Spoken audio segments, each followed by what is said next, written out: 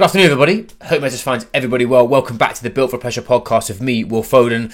And today, what we're going to be going over my biggest mistake with my personal performance and my leadership skills. Because what I'd like you to do is to not only understand the challenges that I've overcome, but vice versa, take the lessons from them and use them within your process so that you don't bump into the bottlenecks that I've had, and vice versa. Probably recognise that actually we have some common themes together from an achievement drive standpoint, and also you want to achieve more with your physical, personal and professional performance. Diving straight in, and I actually had this as an epiphany moment. I'm currently filming this in the Easter holidays in the UK, and on Friday my wife decided to go get a haircut. She gets a haircut an hour away from home, so I had the afternoon with my boy. I have said for a very long period of time that all I've ever wanted to do is go on adventures with him, and actually having that connection piece is massive for me. And I went to the local reservoir, which was about an 80-minute walk. I sat there for 20 minutes with him. He had a bottle of milk, I had a cup of tea, and actually shared a cup of tea. And I actually recognised how good I've got it. Not because I'm perfect, not because I've finished the game, not because I'm anywhere near where I want to be from a professional standpoint, or even from a performance standpoint. But the biggest lesson that I've thought to myself over in that moment was actually, when I achieve something, will I ever be satisfied? I've said this. I consult multiple business owners, leaders who are striving to create more revenue and freedom for themselves and impact. And it's just a never-ending spiral of wanting to be more, do more, be better, do better, achieve more, create more. It's more. And when I sat there on this reservoir with my boy, I didn't need anything. Obviously, I'd love to have my wife, because I love my wife. But as a man, as a dad, as a husband, as a friend, whatever, that was something that I massively cherished, because I've actually recognised that happened a lot within my process. When I decided to chase professional rugby, I overcame an injury. I was told I was never going to walk again from being kicked by a horse. If you haven't heard that episode, I don't know what it's episode 2, I think it is. I've been in a position where I've been told I could never do something. I've achieved a thing. I've got back to professional sport after 10 months. I played against multiple different teams and whatever, Sky Sports and this kind of stuff in the champion when we were playing in the championship. And actually, I still wasn't satisfied. I hit multiple milestones inside my business from a revenue standpoint, from a growth standpoint, from an impact standpoint, from a whatever, flying across the world and speaking at different events and this kind of thing.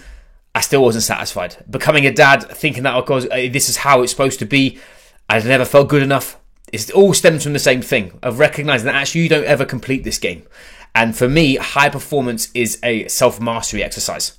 You have never, the relentless pursuit of self-mastery, knowing that you're never going to achieve it, is a thing that absolutely I love to unpack, repack, walk around, talk around, feel it, all that kind of stuff. I've recognized that actually I'm doing this on a daily basis, and the things that you think you're going to want to achieve and that you're going to get to are not the actual things that push you for happiness.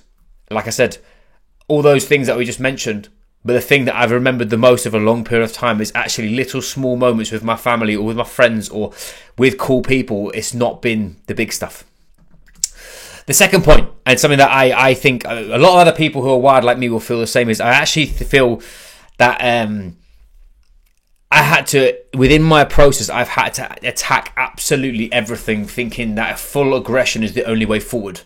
Now, I actually read a book from Adam Grant, I'm just looking over there, called Hidden Potential. And it talks around, actually, if you associate everything with win or loss, if you win or lose, if you associate do or die, actually one of you is going to lose in that situation. Where actually, if you look at high performance as a dance rather than a fight, you're then going to actually recognize that sometimes when you push, life has to pull. When life's pulling you, you need to push. It could be to do with motivation. It can be to do goal acquisition. It can be to do with absolutely anything you want to. But from an achievement standpoint, thinking that you have to attack absolutely everything, this has been a biggest game changer for me, because that is fucking exhausting. And you just thinking you have to be on to kick the shit out of everything. That the to-do list never goes away. That workflow never goes away. That the next day comes round and you've still got on Mondays. Mondays is a big admin day for me. We go over numbers. I do the podcast. I do an email. I do all my social media. I've got a big body of check-ins with the crew. And that doesn't go away. Even after I've ticked it, I've still got to get up on Tuesday. It happens with everything. So the association that actually you do not need to fight everything and recognize you need to pick your battles. That's been a huge lesson for me, because if I'm being brutally honest, if I'd learned to be able to calm my emotions and utilize them in a better way, I would have definitely played even higher than I did. Like I've mentioned, I played in the Championship, Premiership academies, played in Australia and all this kind of stuff. I could have probably played a bit further if I wasn't such an emotional wreck. Don't get it twisted. It got me in the door from being violent. But actually, we always talk about pedigree gets you in, but self-awareness actually is the thing that separates you. I was not very self-aware. And I think that's something that I would have loved to have had then. I'm a lot better at that now, but I still need that constant reminder that that's actually part of the game and that's not just who I am at the moment.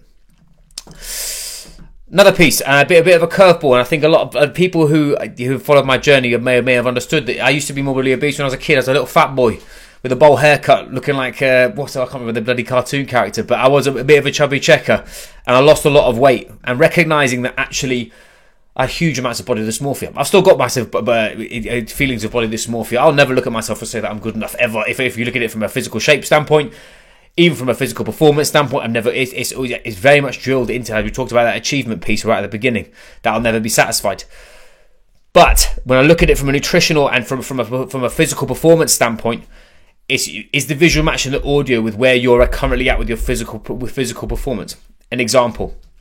If you are, when I was 20, I was 23% body fat, and I dropped down to around, I think about 13 when I had an 8-pack from a BJJ fight. I still associated myself with a fat boy. What I did then is once I finished being coached, shout out Shane O'Leary, who if you guys don't follow him, you should definitely follow him. Legend. He coached me to be in the best shape of my life. I then took on board of thinking that the old keys were going to open new doors, i.e. my old nutrition plans and the way of training. I was a totally different athlete. I was so much leaner, and I was eating 400 grams of carbs a day. I went straight back to not eating carbohydrate purely on the basis of I associated that with fat loss like I did when I was younger.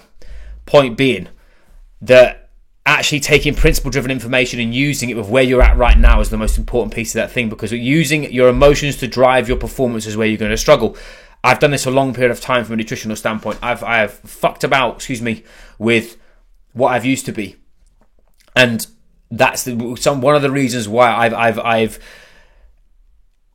not always been able to juggle the balance of being in shape that I'm proud of, being strong enough, fit enough, and fast enough to complete whatever I'm trying to do, and also chasing huge feats of performance. An example: trying to get shredded whilst running an ultra marathon for me was the exact opposite. I ran that 110 ultra for 6 months. I put weight on, even though because of my output was so big, I could eat so many calories, and I went from 93 to 99 kegs. I ran that 110 at 99 kegs. Too much.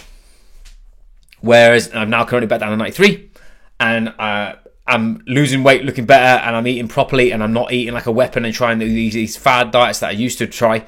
I've fallen into that trap before. So just a little caveat is recognizing where you're at. And then it kind of ticks the same box, but I was talking about being in attack mode. The next step for me was thinking that with my training, that all I ever needed was more. When I was not in good shape, when I just snapped my knee in half, and I had nothing apart from my dog, the only thing that I could do was get myself back on a rugby pitch. Not only to prove myself a point that I could do it, but also to give myself no way out. I burnt the boats, burnt the ships. I lost as I said, I gave up absolutely everything to get there. I gave my missus at the time everything back. I walked out with just my dog, and then we broke up. I had no holes barred. So training was everything. I trained every single day, twice a day, making sure that I did all my exercises. And yes, I came back. Yes, I came back and played at a high level. Yes, I came back and did things that I was told I was never going to do. But actually, there comes a point in your career and a point in your lifetime where actually more isn't more. Me right now, I do not need to send it every single day, because I've got so many different pressures than I used to. I used to just think about sport. I used to just think about performance.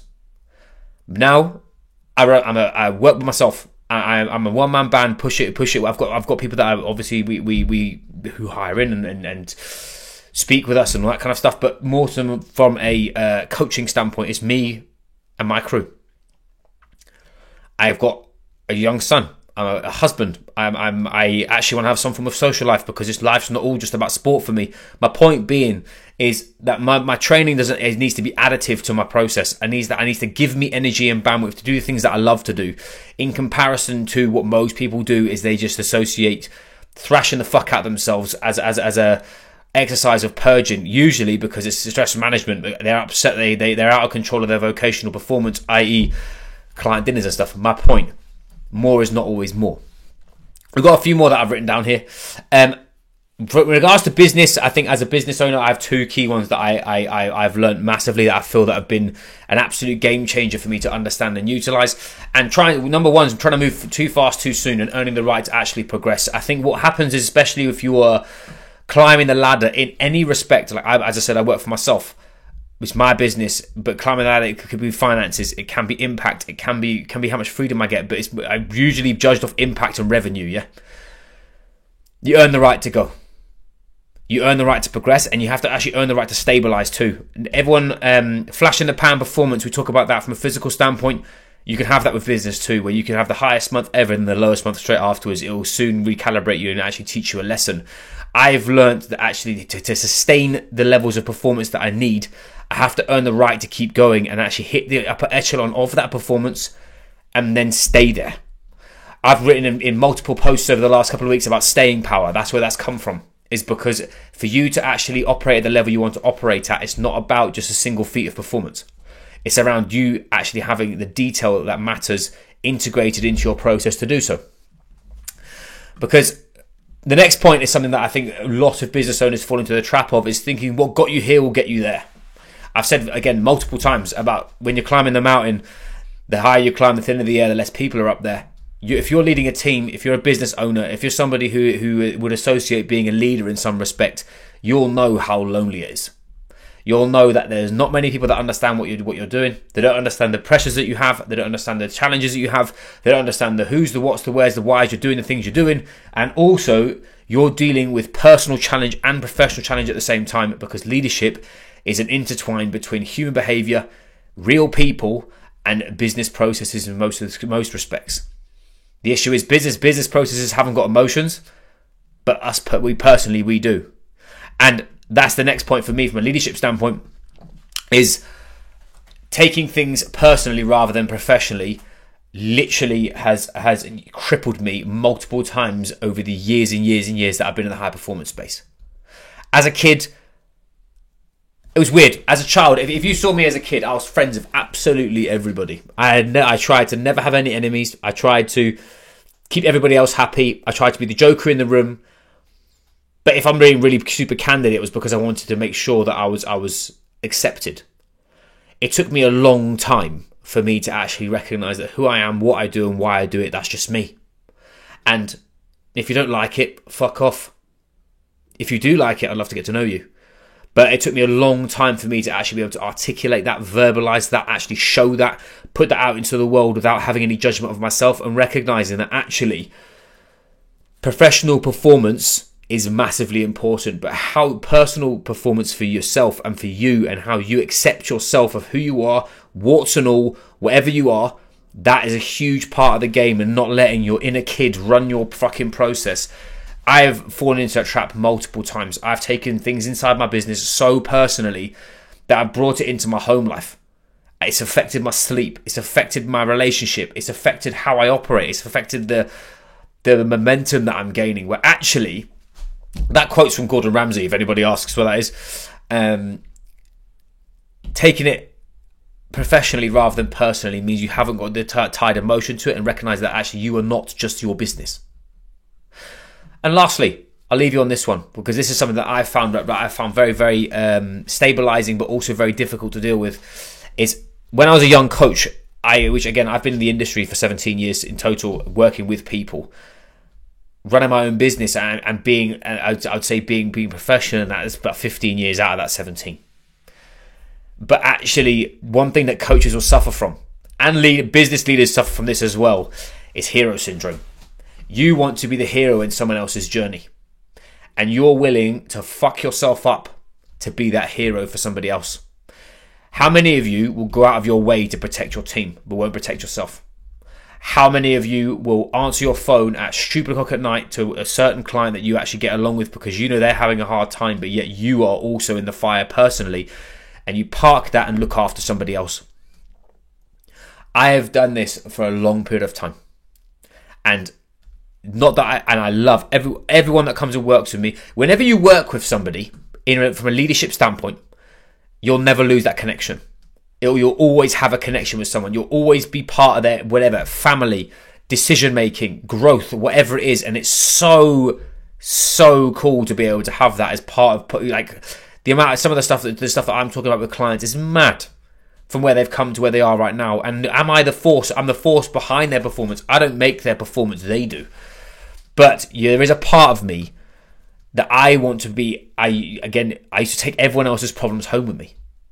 And if you are trying to lead other people, and if you are trying to grow teams, cultures, a new piece of that puzzle, recognizing that actually this has nothing to do with you, and that you are just a guide, you're not a hero, means that you're not only going to protect yourself at all times, you're going to actually make sure, and you're effective, that you're going to build other people up to your standard, compared to sinking down to the bullshit below you, trying to play around down there. Is if you empower people to make better decisions, you empower people with education, information, integration, and the opportunity to use it and choose when they use it. That there is not only going to give you energy as a leader, as a business owner, as someone who wants to operate and dominate their performance. It's actually going to bring those around you to an elevated position, meaning we're going to have way more impact to that level of performance. So, I hope that's helpful.